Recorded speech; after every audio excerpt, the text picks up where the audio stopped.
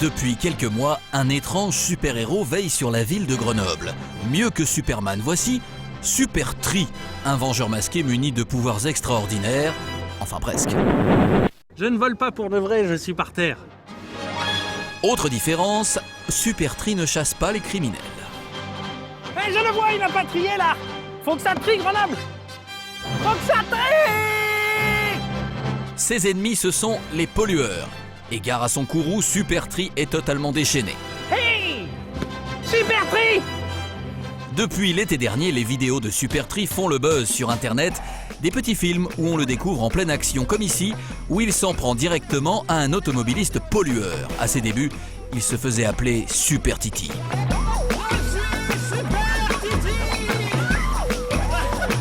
Pour faire passer son message, il ne lésine pas sur les moyens. Sa seule limite, rester dans la légalité. Dans cette autre vidéo, il s'attaque à un propriétaire de chien. L'homme a laissé les déjections de son toutou sur le trottoir. Pour Supertri, c'est inadmissible. Cette fois-ci, il décide de prendre les armes. Qu'est-ce qui pue plus que la merde de chien? C'est le jus de choucroute. Ah ouais, ça pue bien, tiens. On remplit le bazooka de jus de choucroute. Et c'est parti. Les sacs à crottes, c'est pas fait pour les chiens, Supertiti. Jus de choucroute. Ces vidéos décalées ont fait de lui une star sur la toile, mais aussi dans sa ville. Les Grenoblois sont fiers de leur super-héros local. Comment vous le trouvez? Je le trouve très sympa. Mais il est très mignon. Ah vraiment, Super Titi, c'est quelqu'un. Plutôt marrant. Plutôt actif. Les couleurs, j'aime bien. Allez hop, on y va les gars. Mais dans le monde des super-héros made in France, Supertri n'est pas seul. Si cette tendance vient bien sûr des États-Unis, les Français sont de plus en plus à jouer les vengeurs masqués pour combattre la pollution, les incivilités, mais aussi parfois tout simplement pour faire rire. Super sympa, le nouveau super-héros de Paris. Super sympa, Capman, Boxman, ils sont plusieurs dizaines à enfiler leur cape et leur masque. Une démarche plutôt loufoque, mais rassurez-vous, ils ne sont pas aussi fous qu'ils le paraissent. Supertri fait même preuve d'une grande lucidité. Moi, j'ai des super pouvoirs qui sont, il faut le dire, je te l'avoue, assez limités. Hein, je ne vole pas, je ne sais pas casser la gueule aux méchants. Moi, je sais expliquer aux gens comment il faut qu'on trie. Et ben, c'est ma mission. Elle est limitée et je fonce là-dedans. Pas besoin de super pouvoir car Supertri a une arme secrète. L'humour, on se marre un bon coup, les gens s'en souviennent. Et le message y passe au moins. On n'a jamais parlé autant du tri des déchets sur Grenoble que depuis que je suis là. Hein? Supertri prend sa mission très au sérieux et pour la première fois, il a accepté d'être filmé pendant l'une de ses opérations commando. Alors nous sommes ici en direct de la poubelle. Et on va voir si les gens font le tri correctement.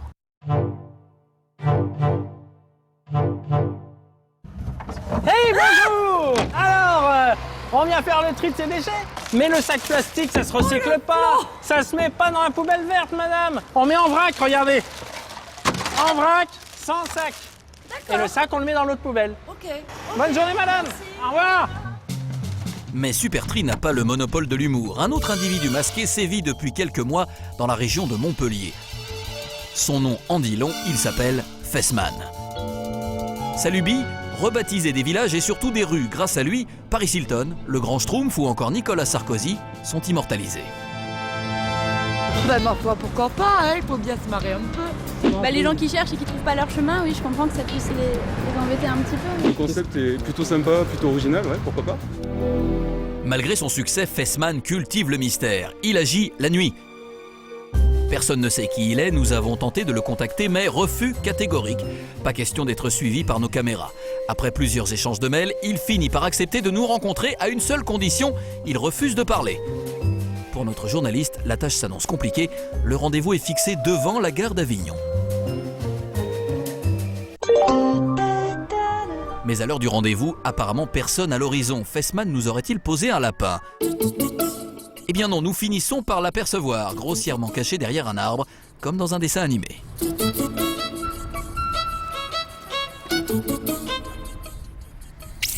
Et le délire ne s'arrête pas là. Fessman nous bande les yeux pour nous emmener dans un lieu tenu secret, en fait, une petite chambre d'hôtel à 2 pas de la gare.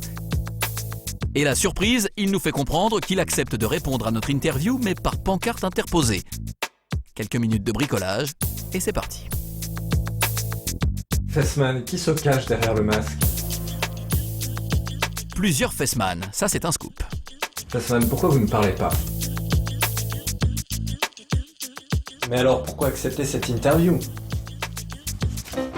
Impossible donc d'obtenir une réponse sérieuse. Et comme Fessman n'en rate pas une, il prépare déjà son prochain canular. Une nouvelle rue va bientôt voir le jour et exceptionnellement, nous aurons le droit d'assister à la pose de la nouvelle plaque. Pendant ce temps, à Grenoble, Supertree est lui aussi en pleine action.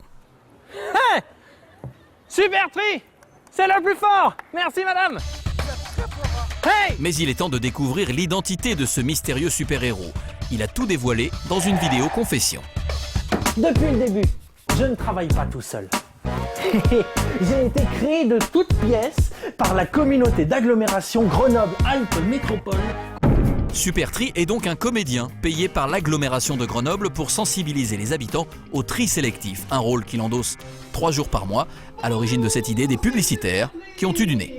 Je suis là pour voir si les gens font le tri des déchets correctement. L'idée, c'était pas forcément de rendre le tri sélectif amusant. L'idée, c'était de changer de ton, de sortir des campagnes très pédagogiques, très moralisatrices à la limite. Finalement, ça a été un succès vraiment très fort, très vite. Et on pense que cette communication-là va nous permettre d'améliorer les résultats du tri.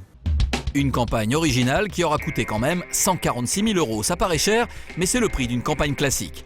En plus, il faut dire que Supertree ne prend pas son rôle à la légère. Jusqu'au bout ma mission, jusqu'au bout. Ça vient de là, ça vient des tripes. Regarde, dans les yeux, jusqu'au bout. Jusqu'au bout.